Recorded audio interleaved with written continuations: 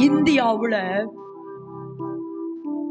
பண்டிதர் ரமாபாய் மூலம் ஒரு பெரிய எழுப்புதல் வந்தது. அதாவது மதுரை, கோயம்புத்தூர் அப்படி குறிப்பிட்ட மாவட்டங்களில ஒரு பெரிய எழுப்புதல் வந்தது பண்டிதர் ரமாபாய் மூலமா.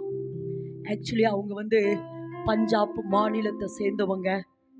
அவங்க இந்த சமஸ்கிருதத்தை அவங்க ரொம்ப படிச்சு எல்லாருக்கும் அதை டீச் பண்றவங்க. நம்ம எப்படி பிரசங்கம் பண்ற மாதிரி அவங்க டீச் பண்ணிட்டு இருந்த அந்த சமஸ்கிருதத்தை படிச்சு எல்லாருக்கும் போதனை பண்ணி கொண்டிருந்த அந்த குடும்பம் பண்டிதர் ரமாபாய். அவங்க அம்மா இறந்தாங்க, அவங்க அப்பா இறந்தாங்க, அவங்க குடும்பத்தில் இருந்த எல்லாரும் ஒவ்வொருத்தரா இறந்தாங்க.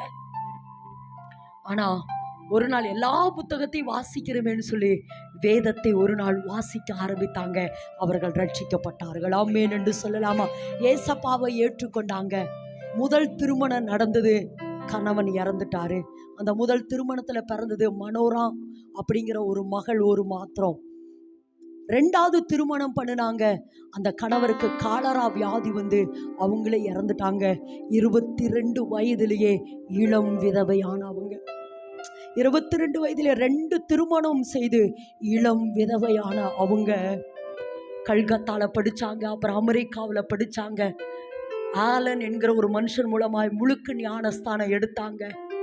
அதற்கப்புறம் அவங்க என்ன செஞ்சாங்கன்னா, இந்த கோயில்களிலெல்லாம் தேவ தாசிகளாய், அதாவது விபச்சாரத்துக்களை விற்று போன்ற அப்படிப்பட்ட தேவ தாசிகளை எடுத்து சர்க்கர் சங்கம் என்கிறதான ஒரு ஆசிரமத்தை அவங்க நடத்தி கிட்டத்தட்ட 2000 பெண்களை அவங்க வளர்த்தி ஆதரித்தார்கள். ஆமென் என்று சொல்லாமா? ஆமாம், இளம் வயதில் விதவையானவங்க, அப்படி இந்த தேவ தாசிகள், கணவனால் கைவிடப்பட்டவர்கள், குப்பையில் வீசப்பட்டவர்கள், இவர்கள் எல்லாம் எடுத்து சர்க்கர் சங்கம் என்கிறதான ஒரு சங்கத்தை நடத்தி அவங்க என்ன செஞ்சாங்கன்னா, ஒரு ஹாஸ்டலாட்டம் நடத்தி அவங்களுக்கு என்ன செஞ்சாங்கன்னா பராமரித்து கொண்டிருந்தாங்க. அந்த 2000 பேரையும் எழுப்புதலுக்காக பயன்படுத்தினாங்க. எல்லாரும் கரந்தட்டலாமா? எழுப்புதலுக்காக.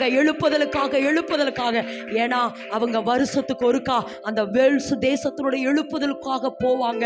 அந்த வேல்ஸ் தேசத்தினுடைய எழுப்புதலை போய் பங்கு விடுத்துட்டு அங்க பெற்றுக்கொண்ட அக்னியை கொண்டு வந்து இந்திய தேசத்துல பரப்ப ஆரம்பித்தார்கள். ஒரு பண்டிதர் ரமாபாய் மூலமா, அதாவது பஞ்சாப் மாநில சீக்கிய மதத்தை சார்ந்த அவர்களுக்குள்ள தேவன் இப்படிப்பட்ட ஒரு எழுப்புதல் அபிஷேகத்தை வைத்தார் என்றால், நமக்குள்ள தேவன் சொல்றார், ராஜாக்களாக ஆசாரியனாக உன்னை தெரிந்தெடுத்திருக்கப்படினால் இந்த எழுப்புதல் அபிஷேகத்தை தேவன் இன்றைக்கு நமக்குள்ள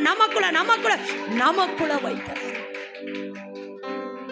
அவங்க என்ன பண்ணுவாங்கன்னா, ஒரு 700 பேரை தெரிந்தெடுத்தாங்க.